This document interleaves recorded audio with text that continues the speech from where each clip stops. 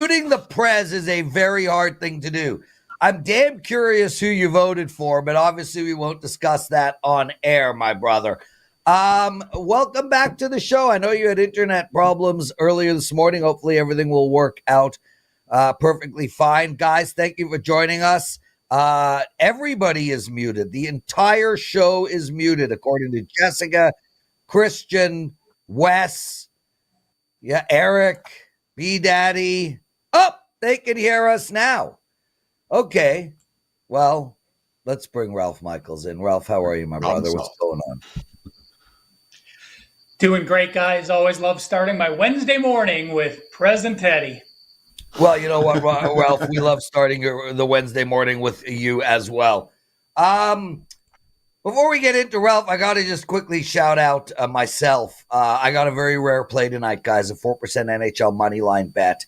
Very, very rare. I've had 10 of these. 10 in a year and a half of betting NHL, and I'm 8-2. I'll tell you guys about it a little later. But come on, man. Who gave out the under in a college football game last night that ended up 9-3? Who? This guy. Who gave out the over in the Pittsburgh game free on the show? Who? This guy. So as a thank you, let's go grab my 4% NHL play. Ralph Michaels, sorry to hijack there. I'm a little bit excited. How are you, dude? Let's start again. Let's start from the beginning. You're doing good. You're kicking ass. I want to say this. Thank you to everyone that took part of the $5 play for yesterday. Prez, I was on that same game, and La Tech actually outgained their foe as a 9.5-point dog. I am watching on the phone because I can't stand watching those late close games.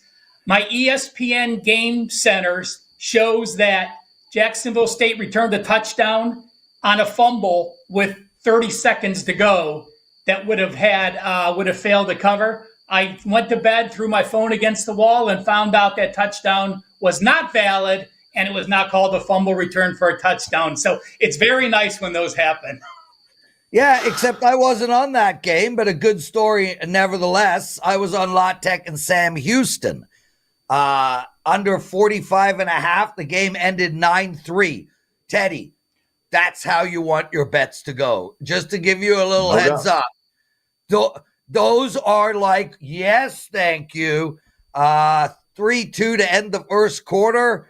Yeah, that couldn't have worked out any better. We lost our first hockey game last night, though, in my personal E-League beer-drinking hockey game. Ralph, let's start with the NFL right off the bat, brother. And, this is a game that fascinates me. Look, I don't believe in bad spots for Detroit, not with this coach. And surely it can't be because this is a division rivalry game. But I do, for some reason, kind of hate the spot for Detroit. Green Bay at home as a dog. What are you doing here? Well, let's remember we have one of the best coaches as far as ATS goes with Green Bay. We're talking about a situation where you look at Green Bay on the season, they are actually number 6, guys, at plus 61 yards per game. Again, that's 6th in the NFL. The Detroit Lions, even with their huge blowout a few weeks ago, are only plus 36 yards per game. So statistically, you're looking at a Green Bay team that is plus 25 yards per game better. We, of course, do have to worry about the Love injury, as you said, or do we? I'm actually okay with Willis in this role. Love has had 7 interceptions, the last few games. He has thrown quite a few picks. And, while Willis started games against Indianapolis and Tennessee, I know that's not the same as a division rival at home, but a nice 74% with a 2-0 ratio. Couple situations I want to talk about here. When two teams each have a win percentage of 75% or higher from Game 7 and later. This goes back to 1997, guys. So 2 very quality teams, Game 7 and later, if one team is a home dog, they are 68% against the spread. And if they're a small home dog from +1 to +6, they are actually 75% against the spread. Now, I'll mention this as well. Detroit was in the same situation a few weeks ago, and they did win and cover in this system. But teams off a win by 35 points or more and are now a favorite of 3 or more with a total of 50 or less are only 8 and 28, 22.2%. I mentioned LaFleur as a dog, 24 and 11, 68.6%. LaFleur as a home dog, 6 and 2 ATS, 3 and 0 the last 3, and of those 8 games, he's actually pulled the upset 6 times. Love's injury gets a lot of the speaking points, but I actually think Detroit actually is hurt a little bit more with Hutchinson's loss. 7.5 sacks, 17 QB hurries, a forced fumble, TFLs, double-digit TFLs. I think that Hutchinson loss is a big deal. I think Green Bay keeps this game close, perhaps pull the outright upset, but I'll take over a field goal. Ralph, I'm going to throw to Teddy for a follow-up, but I just want to jump in real quick. You mentioned Green Bay and their ATS record. Dan Campbell took over the Detroit Lions in 2021. Since then, he is 43 and 18 ATS. 43 and 18 ATS. 19 and 8 as a favorite. Are you telling me that Green Bay's ATS record is better than that? I mean, that's freaking like Presman genius. Teddy? I said as a dog Green Bay's dog. Records are the best. So yes, yeah, you're looking at the best underdog situation. So I think what Lawrence was trying to ask is, we all know that Detroit is an elite team. All right, this is the best Lions team that I've seen in my 27 football season in Las Vegas. It's really not that close. I think it's the best Lions team I've ever seen. They overcame what was as bad a spot as there is last week to cover 2 touchdowns against Tennessee. Why do we want to step in front of this team? Well, Teddy, it wasn't their play that got them to beat Tennessee by 28 points or 38 points, whatever they won. They were +4 turnovers. You're going to win games, you're +4 turnovers. The one thing they had 300 return yards between interceptions, punts, and kickoffs. But That's what they're doing. They're dominating on special teams every week, and that as a flaw for Green Bay, perhaps. Fair enough. But again, we're talking a division game with a team that is only 2 losses on the year. One was the Philadelphia where they had the yardage edge, and one was the Minnesota by 2 points where they had a 91 yardage edge. To me, yes, Detroit may be the best team in the NFC, but Green Bay just keeps either winning or keeping games close because of their style. So for me, that will overtake the Detroit's special teams edge. Yeah, and I get it, Ralph. With that said, to me, and we talk about trends and stats every time you come on. I look at this game and I think to myself, there is just no possible way I'm stepping in front of a 43 and 18 ATS run over 5 years. There's just no way. So perhaps that will keep me. I want to jump in there, Lawrence. If you're going to hijack, I'm going to hijack too, because the 43 and 8, in my mind, that's very much the wrong way to think. And I think this is an important discussion.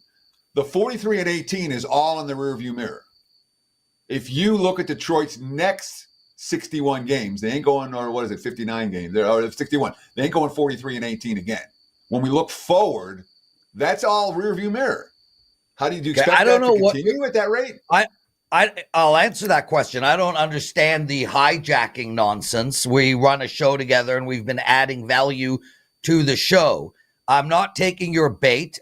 You can be an idiot somewhere else. Now, in regards to that question, Teddy, Steve Merrill and I did Wager Talk last call on Sunday, and a lot of the people were saying this is a bad spot for Detroit. They've got Tennessee up. They're not going to care. They're just going to want to get out of Dodge. They got Green Bay up next. It's one of those sandwich, look-ahead positions, blah, blah, blah. I bet the Titans last week. I know all the reasons to play Detroit. Go on. Right. How does this make what's Detroit's spread record going to be the next 61 games? Or the next 16 games? My response to that statement was, there ain't no look-ahead spot when Dan Campbell is your coach. This guy has an ability to motivate his players at a level that we haven't seen before. This Right. You guy still haven't answered the question. cries when he loses. He flexes when he wins. Do I think they're going to go 43-18 again? No. Do I think they're going to cover a huge amount continuously? Yes, I do. There is a reason that Dan Campbell is 43-18 ATS. That is a huge amount of games. This guy gets the best out of his players in the past, and he will get the best out of his players in the future. Last comment on this, and then we'll move on. But the reason that Dan Campbell's so good as the Lions head coach ATS is because the Lions had stunk for 20 years when he got there. And they were going from the very bottom to an elite contender. And that's when you go 43-18. 19-8 is a favorite. At 43-18, as you've gone 43-18 ATS, I predict the Lions moving forward much closer to 500 than what we've seen over the last 4 years. Well, they're definitely we're running time. Let's talk.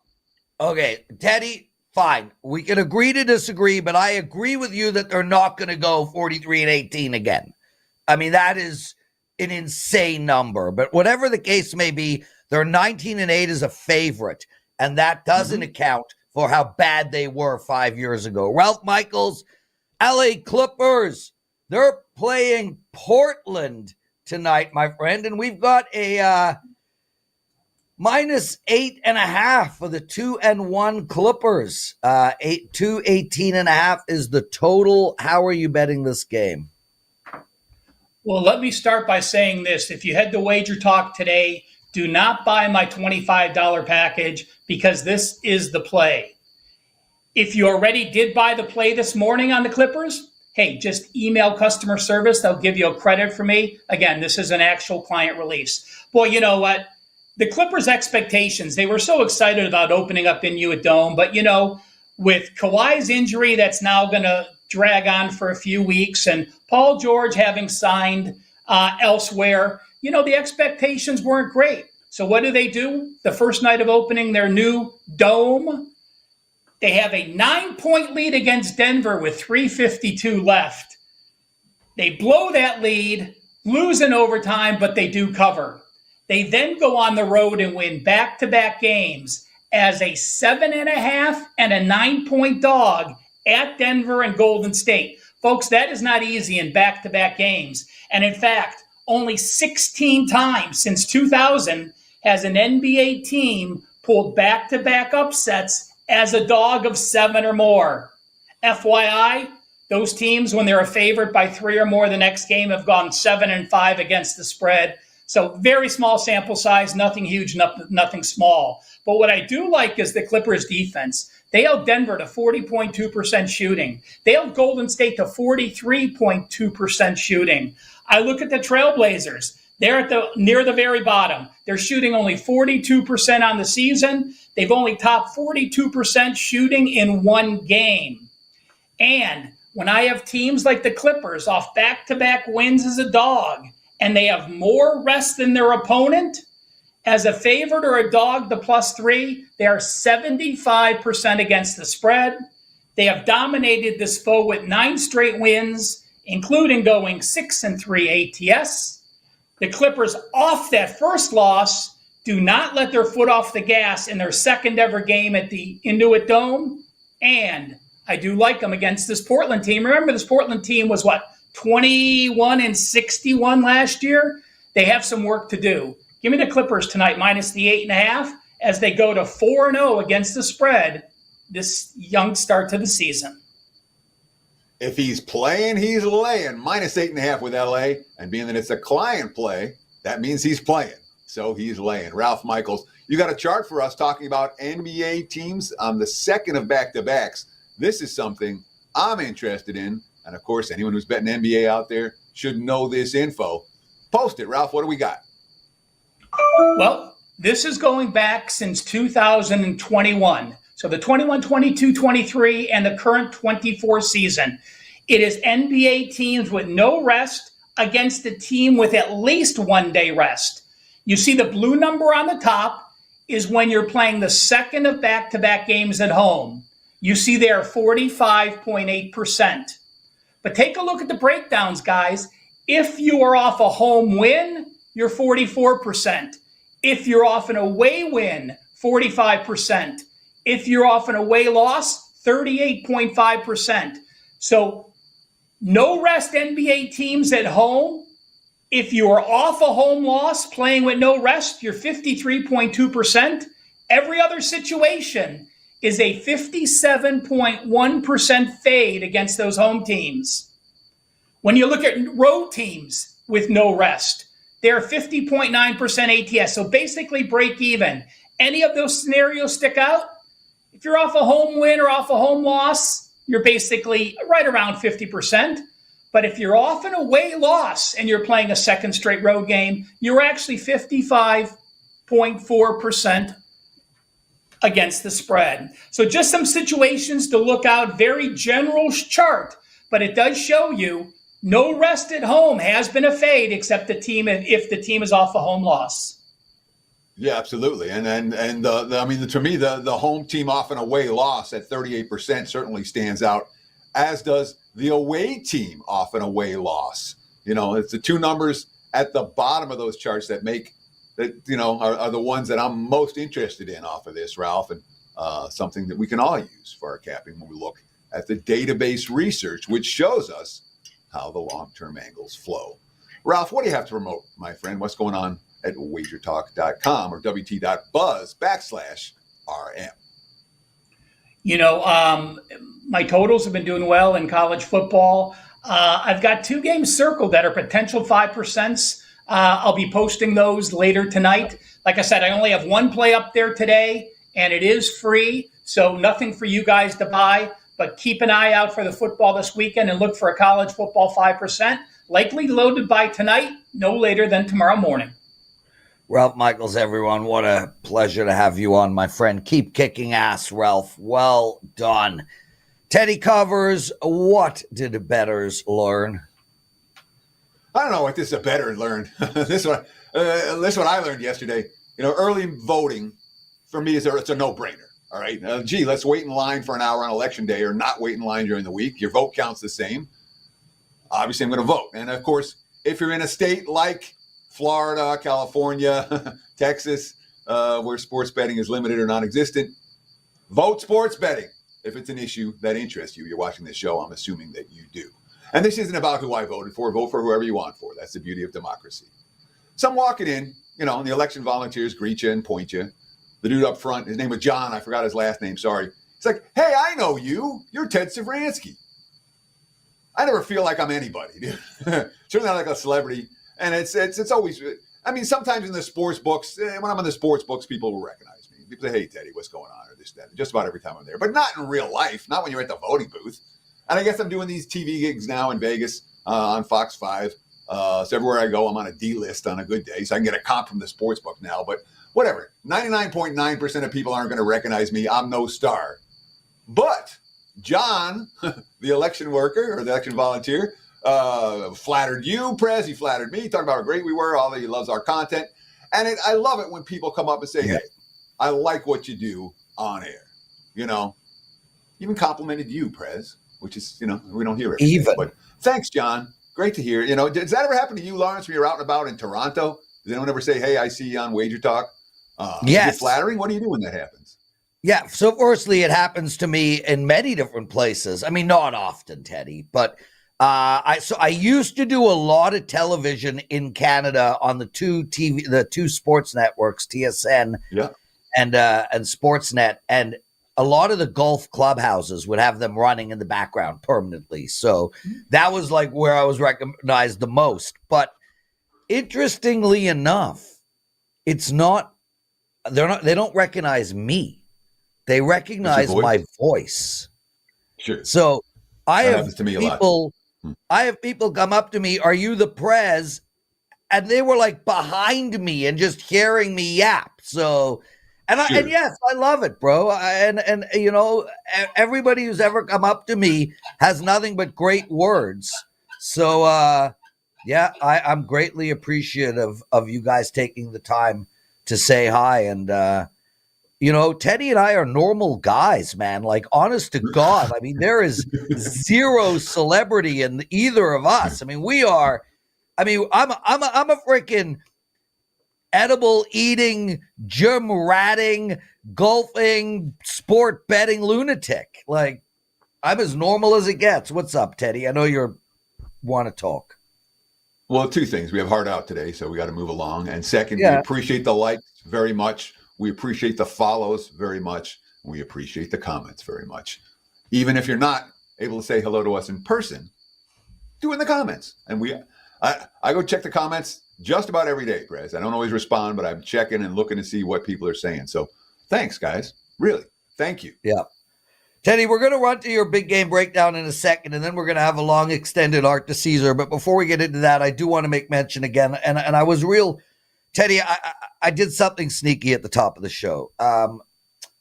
Ralph Michaels is one of those guys that he has his hand on the brick at WagerTalk. You know, he can set the brick. Who gets to be the most promoted guy? So I hijacked his segment to tell you guys that I had a huge 4% play up tonight because I wanted him to hear it. So now that I've had some breathing room, guys, in all seriousness, I got a 4% play in NHL. I freaking love this is probably my favorite play this year in hockey. That's how much I love this play. And I'm 5-1 in these money line NHL bets this season. I'm 8-2 in 2 years of these 4% NHL money line bets. Please head over to WagerTalk and take advantage of how I'm doing in these plays. Okay, Theodore, let's go to your big game breakdown, and then we'll bring Art DiCesare in. Absolutely. Let me just check the current line right now to make sure I've got an accurate number for you, because it was bouncing around a little bit this morning, but not very much. Big game breakdown style. Let's talk about the Oregon Ducks traveling to Ann Arbor to take on the Michigan Wolverines. Right now, looking at the free WagerTalk Live on screen. And what a resource. It's free. And you get odds from a whole bunch of different books. You can see how the lines are moving, and you can get an idea. Do I bet this now? Do I wait till closer to kickoff? So right now, Ducks 15-45.5 against the Wolverines. And my first question in this game, how does Michigan score? You know, the first Wolverines team total that I saw was 14.5 juice to the under. Oregon's allowed more than 14 only twice in 8 games, Ohio State and Boise. Then again, those two teams both got in the 30s against this defense, and Oregon was at home in those games. And they haven't faced anybody tough on the road. At Purdue, at UCLA, at Oregon State. Can't ask for a weaker road slate than that for a Power 4 conference team. None of those teams are good. And when we look at some of the point spreads, they were minus 18.5 against Oregon State, and now they're minus 15 in Ann Arbor. So there's a fair bit of built-in respect for the Ducks in this point range. That being said, Oregon's really freaking good. You know, Dan Lanning's team's not kidding around. The number 12 offense in the country. They're averaging more than 300 yards per game through the air. They have a Heisman Trophy candidate in Dylan Gabriel, who would love to put on a show in this ballgame. You've got elite receivers. You know, what do we got? Tez Johnson, Everett Stewart. We got elite running backs and Jordan James and Noah Whittington. They're number 7 in the nation in third down conversions, 50% third down conversions. They're top 50 in turnover margin. You know, they've only given away a ball away 5 times all year. This is a really good team. You know, that's why they're laying 2 touchdowns. Michigan's 2-6 ATS. They have no betting bandwagon. Then again, it was 1-6 before last week, when 17 first downs, 265 total yards, and 22 minutes of possession was enough to get to 24 points against Sparty. I don't know if that will happen twice this year for Michigan. Their offense didn't really work that well. The successful thing the offense did was Alex Orji taking direct snaps and running. It's a limited offense. They hung 30 versus Fresno on opening day and haven't reached 30 since. Now, they were home dogs against USC, and they're able to win that game without basically any passing at all, just running the football. They were home dogs against Texas. They lost by 19 because they couldn't run the football, non-competitive.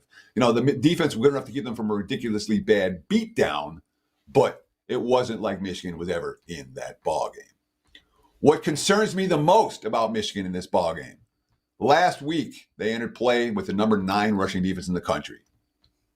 And you know what happened last week? Michigan State just handed the ball off and ran it down their throats. And I know they didn't cover in the end. And only scored 17 points. They were stuffed at the goal line. There were other issues with the Spartans, but they ran the football effectively against that Michigan defense.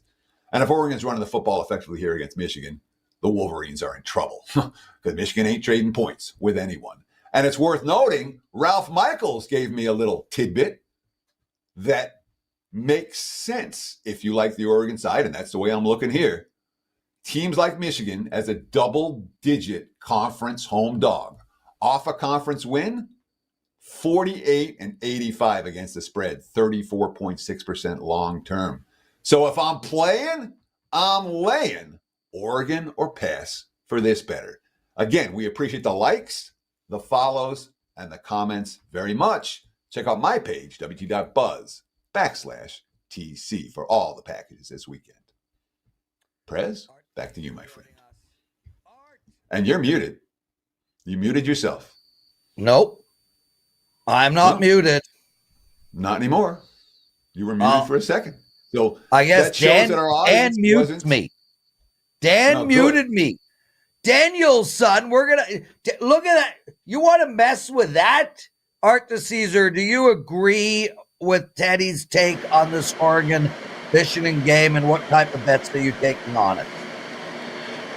Yeah, I mean, I could never take Michigan. Michigan has just shown you nothing. I mean, outside of that USC game. And, Oregon has gotten better, I think, as the year has gone on. There was a lot of panic early in the season. They didn't look great, but they've done nothing but get better. This is a game that really hasn't seen a ton of action. It's actually, I know there's a ton of games, but it's not that great of a college slate outside of Ohio State, Penn State, and the action is, few far and in between, really, on a lot of movement on games. I mean, some stuff has moved, but I don't know. It's a weird week with games. Art DiCesare joining us from the Westgate. We love and we love Art. And Art, Teddy's going to take the segment over, but let's start right off the bat. So Steve Merrill and I yesterday were talking about how good did the public do in the NFL week last week? How good did the books do? And I think the general consensus out there is that the public crushed you guys. And I thought to myself, really? I don't think they were on Indy. I don't think they were on the Pats. I don't think they were on, the public was on Jacksonville or Washington. I know that a lot of wise guys were making moves in that direction, but did the public really kick your ass last Sunday? No, and I think you hit on a bunch of the games. Jacksonville and the Colts for us were nothing but sharp action. That was even the Browns early in the week. We saw a lot of Browns money at 10.5 and 10. That thing closes 8.5. So it was basically sharp money. Now, outside of the Ravens losing, there was a lot of money lines that still had, a lot of legs to them. So, the Ravens obviously blew up some money line parlays, but, the public likes to come in and play the teaser cards and play the money line. So, there was still a fair amount of that as well that we had to fight off. So the public did win in that sense. Yeah, I mean, the public certainly won with the Lions last week. Yep. I got to think that they won with Atlanta. They won with Denver. Let's talk about Denver for a minute. Has Denver got a betting bandwagon yet? Is anyone betting on the Broncos? Are we seeing Broncos action this week in Baltimore? Or has their hot start been pretty well ignored? I think it's been well ignored probably from the public. I mean, look at that game last week. I mean, that game was at 1.7 and then got up over 10. I mean, now that speaks to how bad Carolina is. We get that. And Carolina was a sharp darling early in the season. But if you look, and you got to play who's in front of you, but if you look at who Denver has beaten, it's really not that great of a list of teams. So obviously we'll see this week. If they step up and play a good game and actually go beat Baltimore, I think the public will start to wake up on Denver. And we've seen Baltimore lay an egg before. They lost to the Raiders. Yeah. Yeah, and looking at this game specifically, Art, we had 8.5 out there. Now it's 9.5. So where is that line? What is creating that line move? I got to believe it's sharp money, but why would sharp money be betting on Baltimore at such a big number? It is, and I know for us, and I can always just speak for us. A lot of times for us, if we move our line, yes, it could be sharp. It could be sharp play. For us, I know on that game we didn't take any sharp money on Baltimore, so we're just moving with the market. You obviously can't sit at 8.5. If the whole market's 9.5, you just can't do it. So we obviously moved with the market on that. Really, nothing to report as far as Baltimore sharp money for us. So when you talk about this week, where are you seeing the early action? Anyone that the pros like, anyone that the Joes like, and of course, got to ask you who you like. Let's talk about week 9 in the NFL. Absolutely. Let's start with the game tomorrow. Jets were a pick. They're now -2. I've had so many people in my life text me.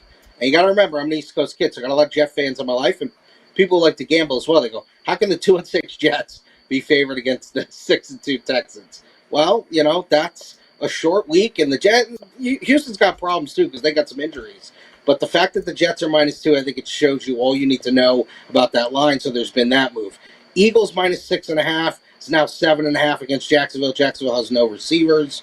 Browns +3.5 at home against the Chargers, now 2. Colts, we took early money at 6.5, and then the Flacco news breaks, and then there's all sorts of money on Indy. It's now 5. They're at Minnesota. And the Rams, who were a slight dog early in the week, catching 1.5 at Seattle, they're now laying 2 to Seattle. Seattle's been kind of up and down, so that's been the sharp money early in the week. And 2 public plays. Buffalo's going to be huge for us. We need the Dolphins to cover or win outright because Buffalo has been in all the money line parlays, and they're laying 6 with Buffalo, and they're laying 3.5 with the Commanders against my Giants. I think people just feel this magical ride with the Commanders is too good to pass up, and the Giants are a mess. Art DiCesare. Art, one of our most favorite people on the planet. She's with us every day in the chat room and a long-term subscriber to the Prez, Jessica. Wants to know, why are the sharps on Tennessee this week? What type of action you getting on this game? For us, they're not. I can only speak for us once again. They're not for us. So, Jessica, you probably have seen other books move to Tennessee to 3, but that's not for us. Once again, for us, it could have just been a market move. Yeah, and it's important to note, I was just typing with Prez in the chat back and forth about this. Art represents the Westgate Superbook here in Las Vegas. He does not represent all sports books everywhere.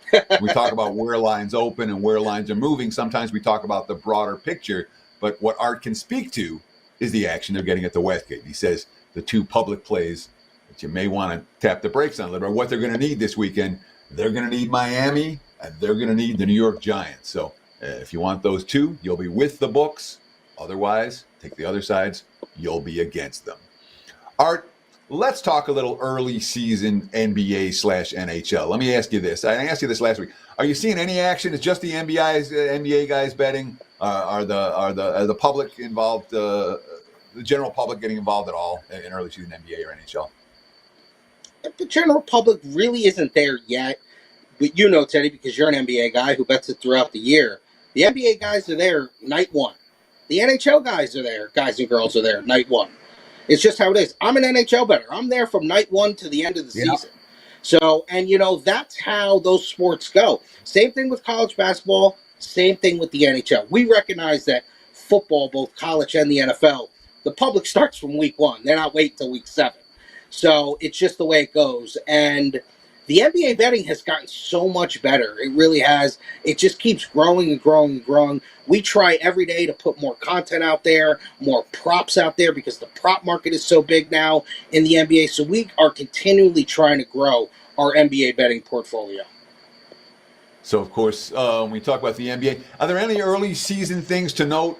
Are there any teams that the public seems to love or that the wise guys seem to love on a night-in, night-out basis in the NBA? So far, anything from the pros, anything from the Joes, or is it still too early to tell? It is a little too early to tell, but let's talk about a public team because they're always a public team, the Lakers. We know the Lakers are going to be popular, and the Lakers get off to a quick start. And I'm going to talk more in the future respect for a couple of these teams. You start seeing a lot of love for the Lakers in the futures, which we normally, when the season starts, you look at our future book and we lose on the Lakers to win the championship. It wasn't that way this year. You looked at it when the season tipped, and we were actually, if the Lakers, if we stopped taking bets, the Lakers would actually be a winner for us. So it's interesting. You see the Laker fans now jump in with the hot start. And I think you're going to get to the point, especially with Boston, but I think you're going to get there with OKC very soon. Boston is going to be quickly minus money to win the East.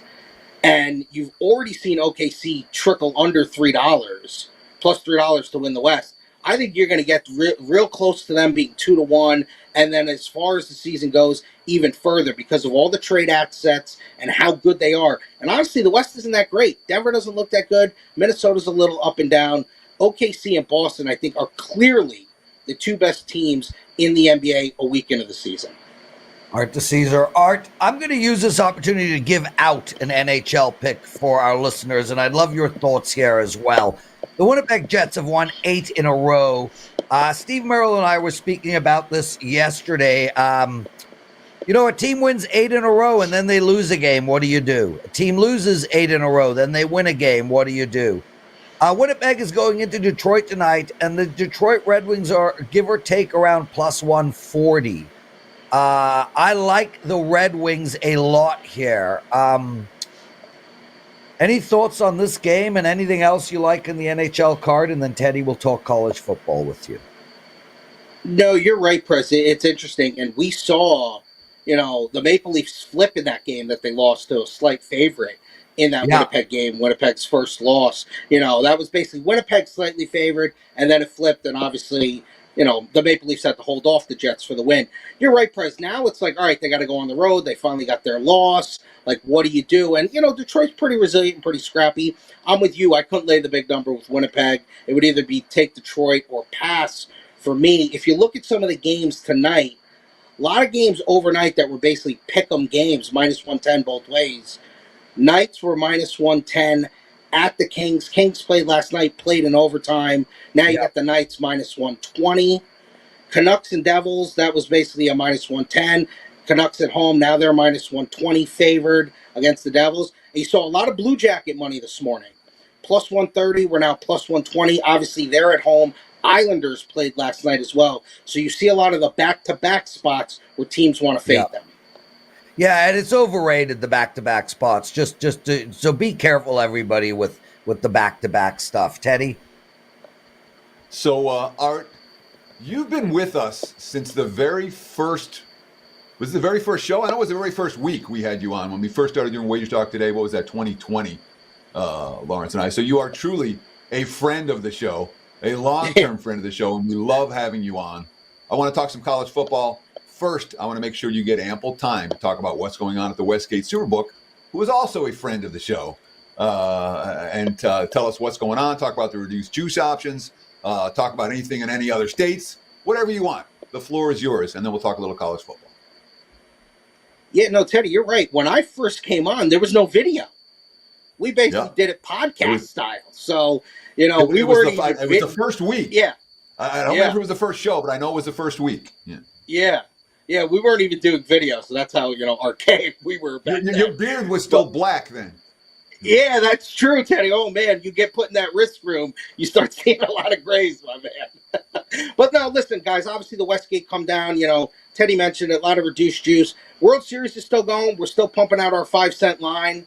So, you got Yankees minus 140 tonight, Dodgers plus 135. Listen, we're the only ones in the world giving a 5-cent line. So you got that going on. NBA's every morning, we will turn on minus 109 for the NBA.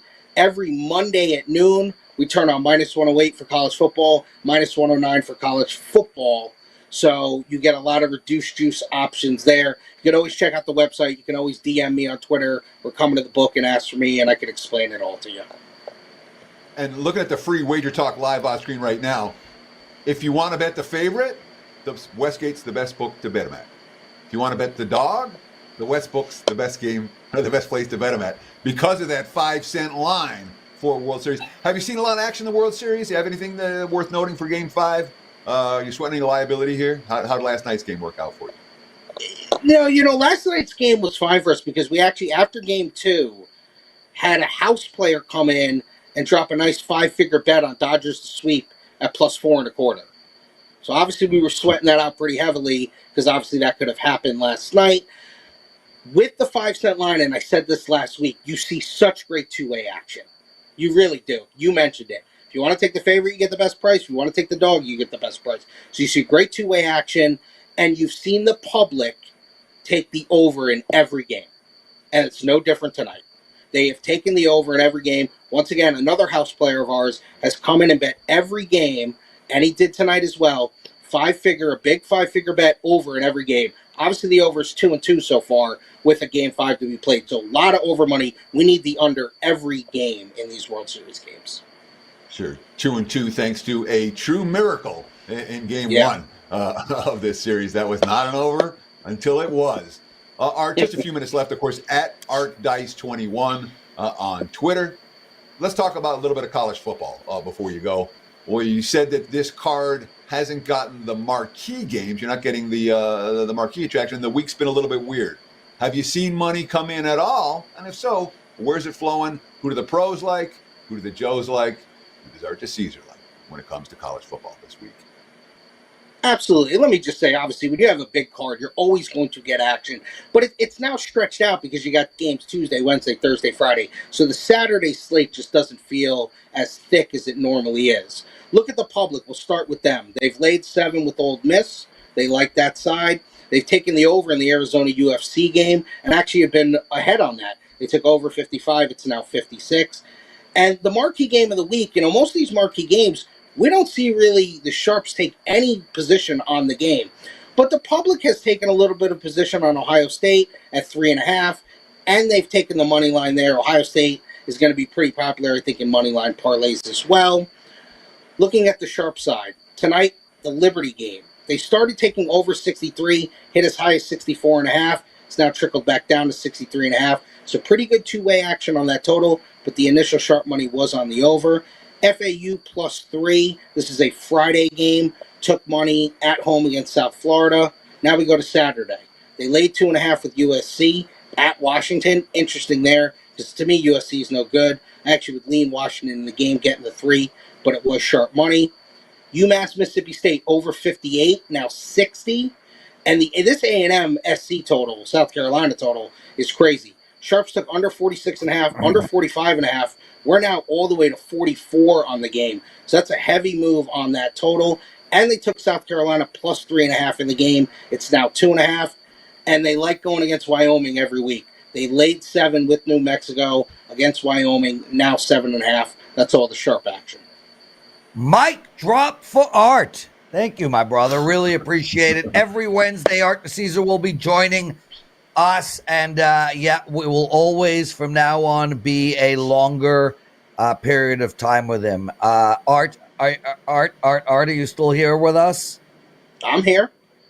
What are you betting this weekend? And then we'll say goodbye.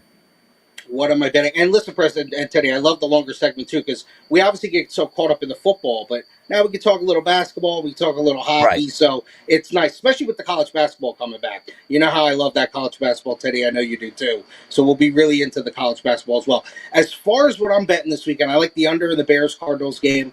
It has moved down a little bit, but it was as high as 45.5, 44.5, 45 right now, but I do like the under in that game. And I'm taking a little shot with Eastern Michigan at home +8. I like over the touchdown. It is a high total, which scares me a little bit, 54. But I think Eastern Michigan can hang in there +8. Brilliant. Thank you for joining us, Art.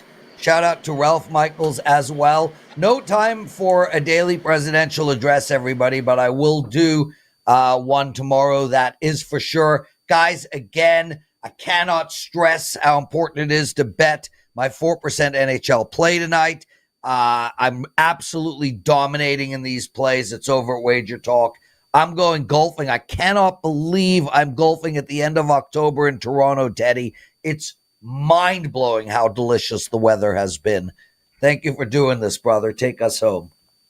Yeah, we turned the heaters on in Vegas last night because it's all warm back east. Thank you so much for taking time out of your busy day to spend with us here on WagerTalk Today. We'll do it again tomorrow. Same time, same channel. Between now and then, enjoy the game and best of luck with all your bets.